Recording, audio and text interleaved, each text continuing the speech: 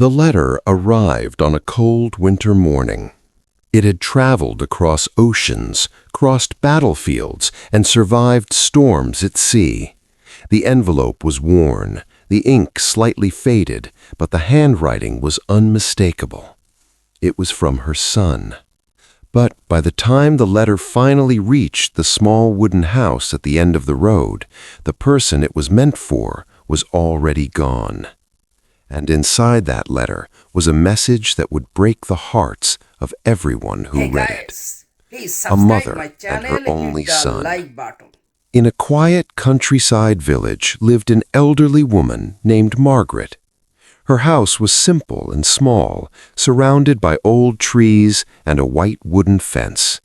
The neighbors knew her as a gentle woman who spent most of her days sitting by the window, knitting or reading old letters. But Margaret had not always lived alone. Years ago, the house had been full of laughter. Her son, Daniel, had grown up there. As a boy, he used to run through the fields behind the house, chasing butterflies and climbing the old oak tree that still stood in the yard. Margaret raised him by herself after her husband died when Daniel was only 5. She worked long hours, took sewing jobs from neighbors, and sometimes skipped meals just to make sure Daniel had enough. To her, Daniel wasn't just her son, he was her entire world. The day everything changed. When Daniel turned 20, a war broke out overseas. Young men from the village began leaving one by one, joining the army. Some came back months later. Some never returned. Daniel tried to stay strong when he told his mother he had enlisted. Margaret forced a smile, but her hands trembled as she helped him pack his small suitcase. "Promise me you'll write," she said softly. Daniel nodded and hugged her tightly.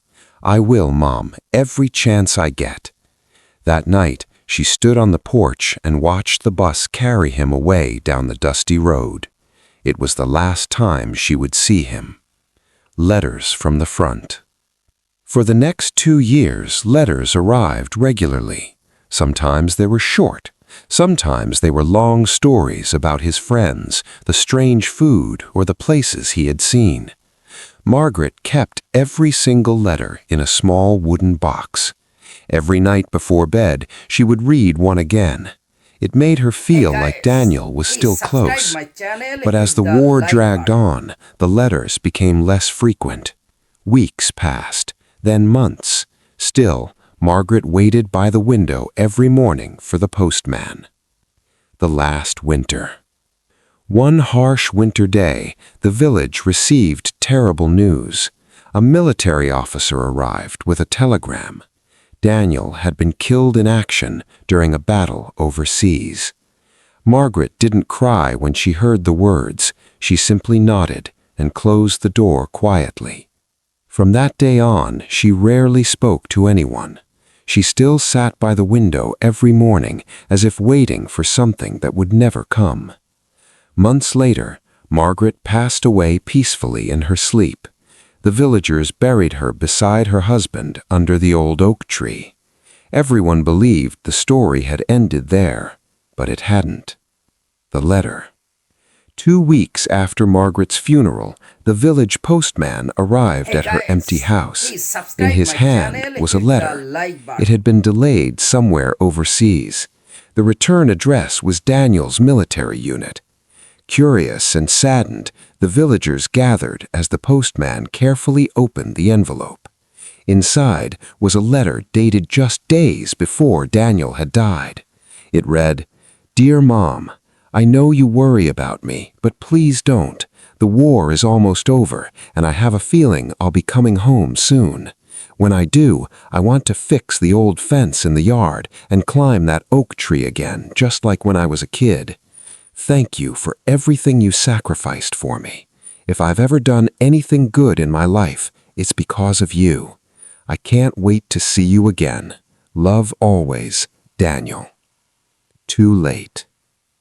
The villagers stood in silence after the letter was read.